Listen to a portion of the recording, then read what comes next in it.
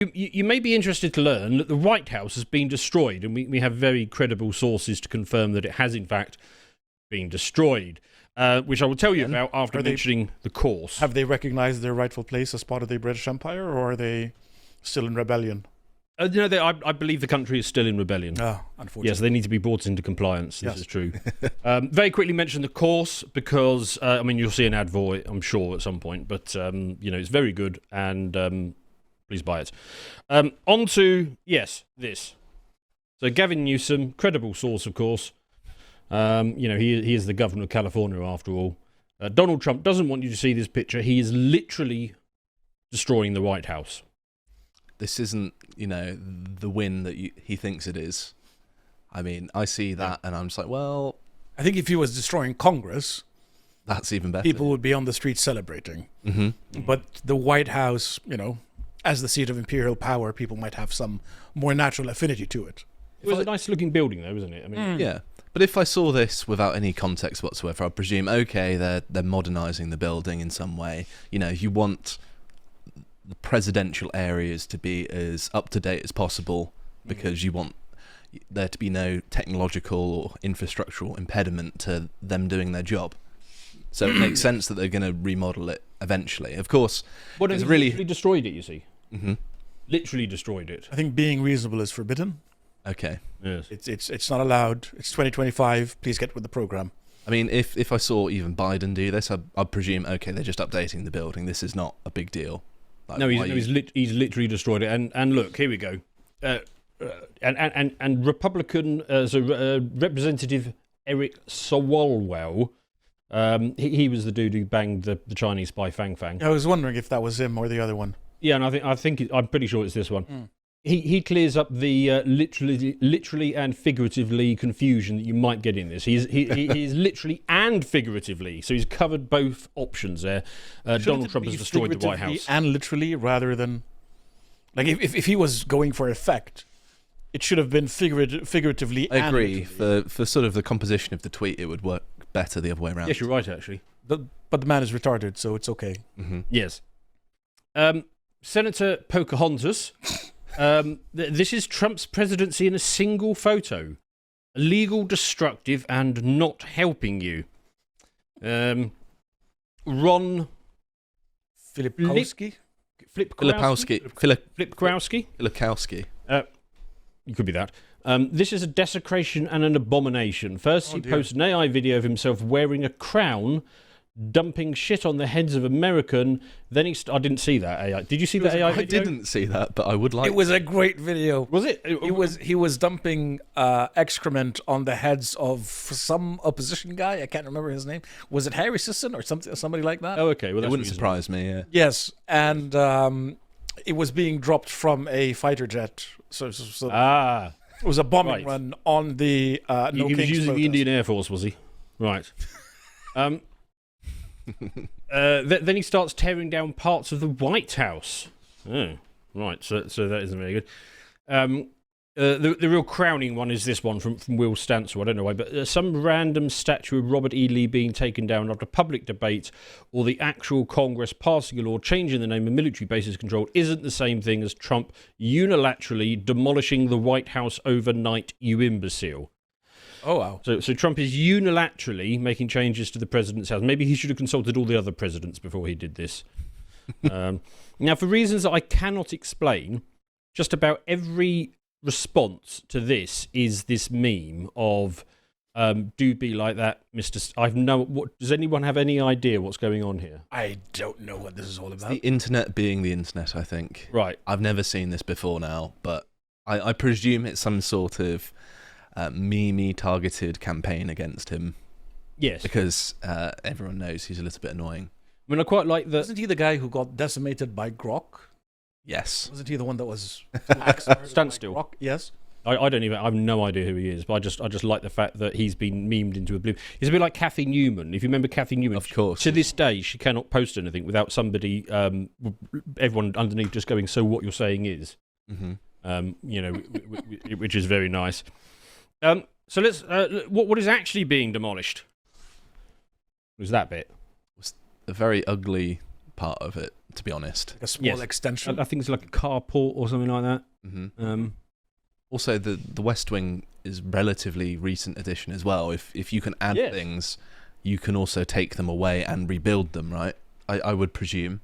Oh, there is actually a whole number of additions. We will come to that. Okay. That is there we go. So that's you see that little yellow bit there that doesn't. That's going to be where the ballroom is apparently. So I mean, it's to me it seems reasonable. It's actually a good idea, isn't it, to have a ballroom, because you're a president, you're hosting lots of important people. Yes. You probably want to be able to throw presidential events, and having something like this is obvious, particularly when you're the most powerful country in the world. Yes. You want to project that power. Having a fancy ballroom is how, Kings of old did it, he is wasn't the it? head of state, quite literally. I think more to the point, it beats what Hillary Clinton did, which is literally try to steal $200,000 worth of furniture from the White House when she left. You say try.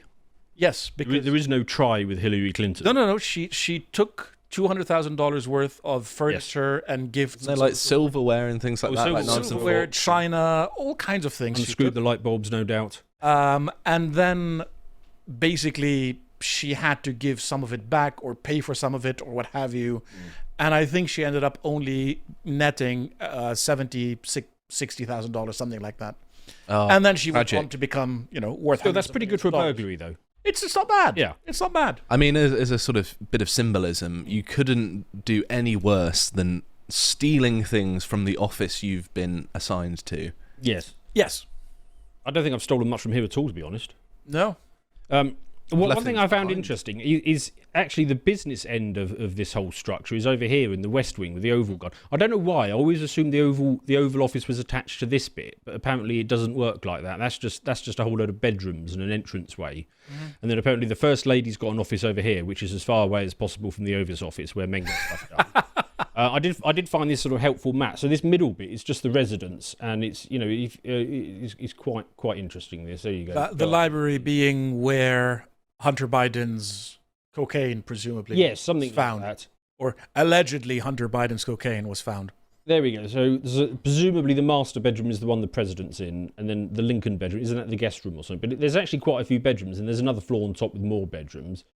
I'll quickly do the the West Wing. Here we go. So that this is the fun bit. There you go. You got the Oval. So I mean, all of this is new anyway, newish anyway. So there you got the Oval Office and a few other bits. I do find it interesting. I mean, it's a real shortage of office space over here. So I mean, even quite so high-ranking officials with the diplomatic rank of a 4-star general get shoved into a broom cupboard. There's the executive building next door to the White House where a lot of White House staff actually work. Yes.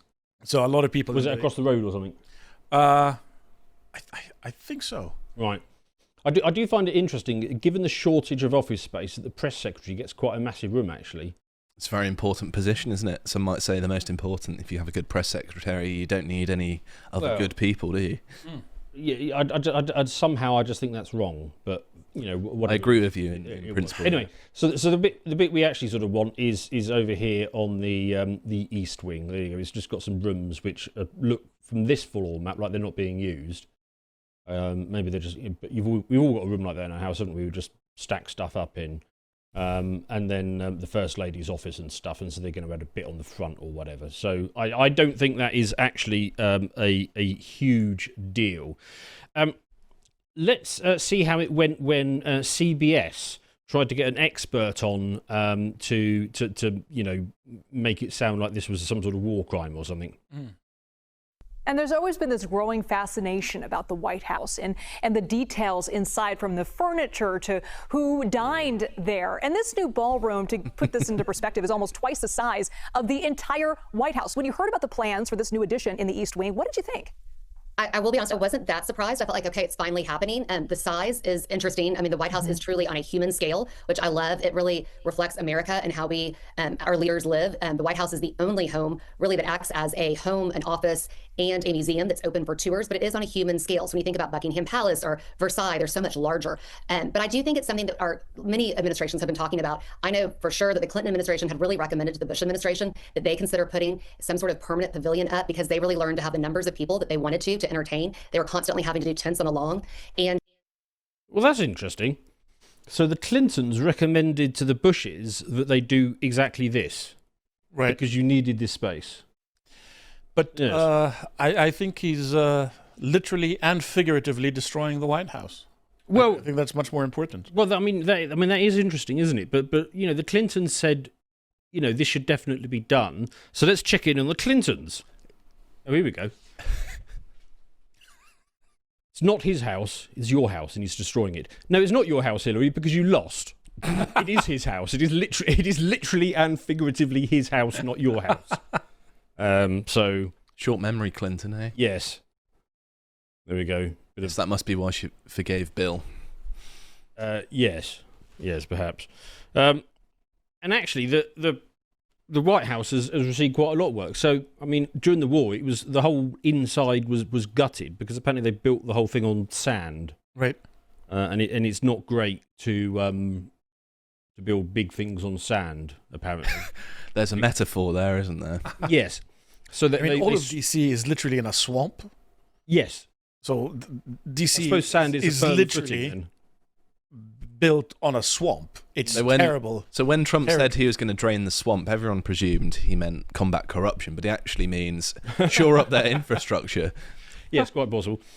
Yeah, so they had to strip it out apart from the outer shell of that residence bit, and then put in steel frames and proper what do they call foundations and stuff.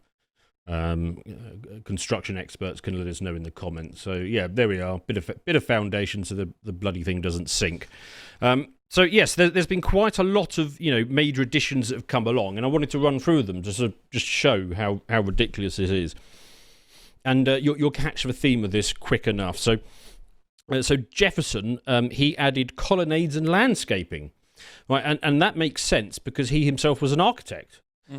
Roosevelt added the West Wing, which makes sense because he was a bureaucrat. Taft added the Oval Office, which does make sense because he was an administrator. FDR added a pool, which does make sense because he was in a wheelchair and he needed it for the physical therapy stuff. Truman added a balcony, which makes perfect sense because he's a Midwestern man. Of course, Midwestern men love standing on their balcony. Nixon added a press room, which makes sense because he's a media-conscious president. Carter added solar panels, which makes sense because he's an environmentalist. Reagan added a theatre, which makes sense because he is a Hollywood actor. You get the flow of this, don't you? You do the next one, Josh, because I feel like I've been talking too long. Hang on, I've got to find it first. I'll read it out. I've got it. Yep, got okay. it. Okay. Obama added a basketball court because he's a black guy. That's what it says here in Dan's list. Well, you didn't have to read it, you racist. It is true. Well, it might also be true. Yes, I'll help you out the next one. Firas, you can do this one. Biden added an auto pen desk. Why did he do that? Because he was the autopen president, and his portrait in the White House is represented by the autopen. Yes. Was he also a fraud and a forger? Yes. Yes. Yes. I would have said because he's senile, but yeah, I mean, all of those make sense. And Trump is adding a ballroom, big project, because and that makes sense to me because he is a developer. Right. BBC, hot on the case. They asked the question, is Trump allowed to demolish part of the White House to build a ballroom? Do we have any constitutional experts on the panel? Is the President of the United States allowed to make changes to his own house? Yes. I can't see how it would not be allowed. I don't understand. Yes, well, that's good enough for me, so we won't have to watch the BBC Verify video. Thank you. Yeah, if every single president can make an addition, one can presume one can demolish a small part of it and build something else. Yes, quite right. So that answer was good enough for me.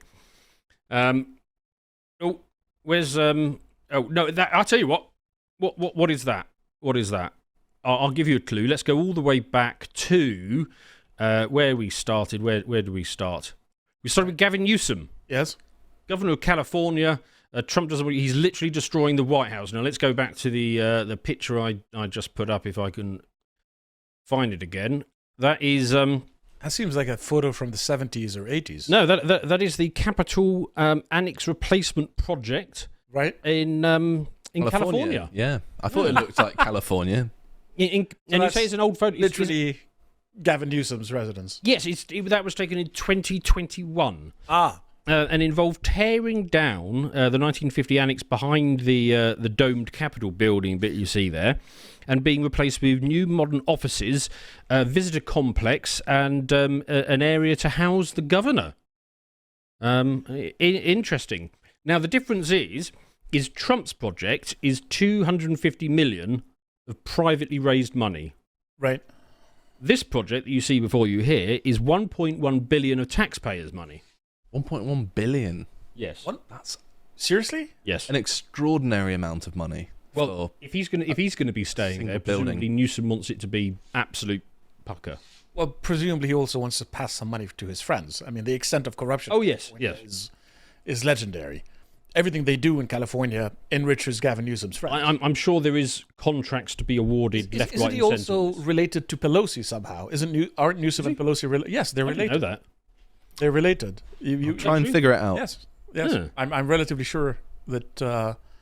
I think it's Newsom who's related to Pelosi. I just find it And, interesting. Second cousin twice removed There you from go. musician Joanna Newsom There you go. and Aunt Barbara Newsom, and married to Ron Pelosi. There we go. Right. Okay. Slightly loose connection, but Very distant. Somebody's putting a poll in the chat. We ignore that for now. Well, Actually, the plans for the White House have been quite grand. So this is from 1912, and this was a proposal to turn the White House into the White Palace. aha. I think they should have gone with it, to be honest. It looks quite cool, doesn't it? It looks really nice. It looks very 19th century, which Yes. is only a positive. Like that little pavilion at the front there reminds me a little bit of almost like some of the great big greenhouses you get in London that they built with the Victorians. But Very I mean, nice. this is more fitting for the seat of the head of state of a country like America, something like this sort of palace. So they really should have done it. And if they can't do that now, and if you don't like the glass thing at the front and you want to make some changes, Trump ought to really just he ought to just go for it. Why not? Crazy. Why Go not? big or go home.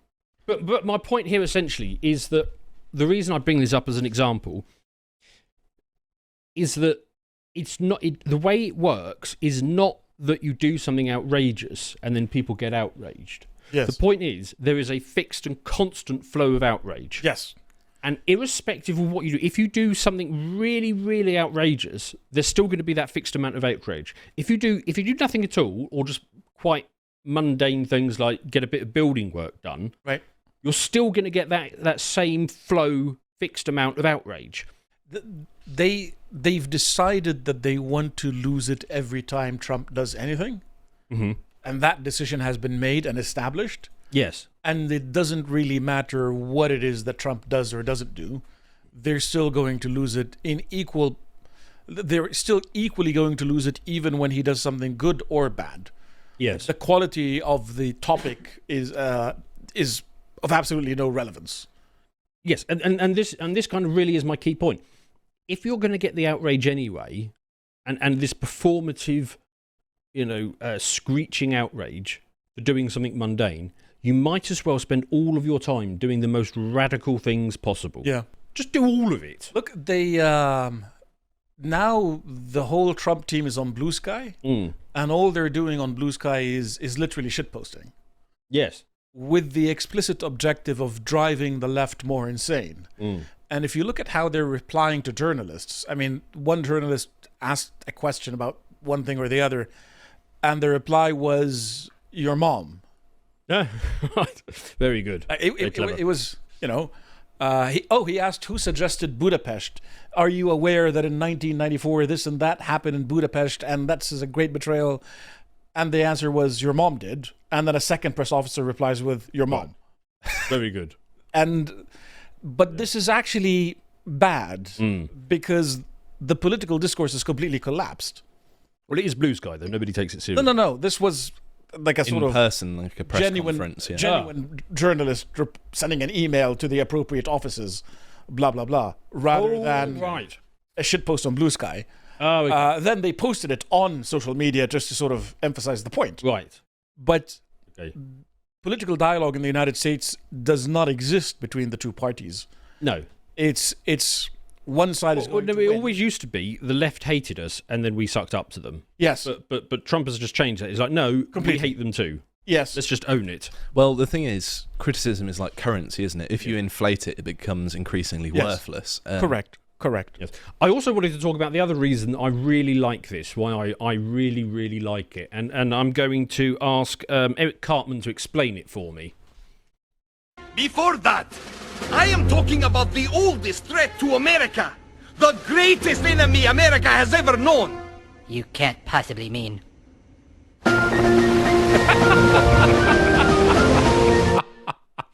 So what I like Could have gone in so many ways. So what I like about this most is that it is reminding everybody of this. You know, first Trump's mob attacked the Capitol for the first time since 1812. Well, it wasn't actually Trump's mob that attacked in 1812. I mean, I'm They sure were that Canadian, weren't they? Yes. Well, no, they were us. Well, yes. Yes. Under the The British Canadians being Empire. British. You're not Canadian. Yes. And now Trump is doing more damage to the White House than the British did in 1814. So, yes, any opportunity to remind the Americans that the British and the Americans have only ever gone to war once, and we won it, and we burnt down your White House. That for me is a good day. So thank you, President Trump, for all your good works. I was thinking more along the lines of how to bring them back into the empire, as opposed to Oh yes, antagonize them, also they should do okay. that. Well, one or two things should happen. One, they should end the silly independence thing, or two, we should join them as a 51st state. I don't mind which, right. as long as we reunite the Anglosphere. Either option is fine to me. I've been talking about reuniting the Anglosphere for a decade, and I have friends who can testify. And by the way, if they do rejoin the British Empire, I'd be perfectly content with them supplying Baron Trump as a king. That would also be an acceptable outcome. I mean, we could get Australia involved. be an We could upgrade. get Canada involved. Yes. I mean, Canada would need sort of flushing out first, but then it can come back. Yeah. We can introduce some infrastructure. It'll be fine. Yes. Right.